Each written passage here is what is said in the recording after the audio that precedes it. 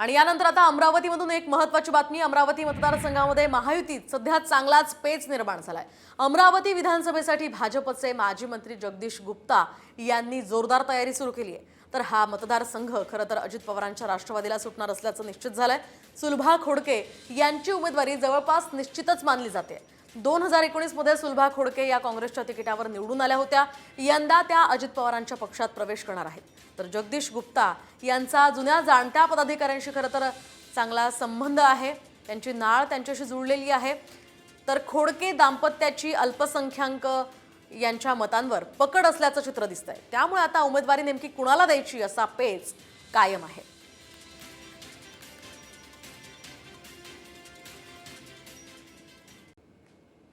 आणि यानंतर आता अमरावतीमधून एक महत्त्वाची बातमी। अमरावती मतदारसंघामध्ये महायुतीत सध्या चांगलाच पेच निर्माण झालाय। अमरावती विधानसभेसाठी भाजपचे माजी मंत्री जगदीश गुप्ता यांनी जोरदार तयारी सुरू केली आहे। तर हा मतदारसंघ खरं तर अजित पवारांच्या राष्ट्रवादीला सुटणार असल्याचं निश्चित झालंय। सुलभा खोडके यांची उमेदवारी जवळपास निश्चितच मानली जाते। 2019 मध्ये सुलभा खोडके या काँग्रेसच्या तिकिटावर निवडून आल्या होत्या। यंदा त्या अजित पवारांच्या पक्षात प्रवेश करणार आहेत। तर जगदीश गुप्ता यांचा जुन्या जाणत्या पदाधिकाऱ्यांशी खरं तर चांगला संबंध आहे, त्यांची नाळ त्यांच्याशी जुळलेली आहे।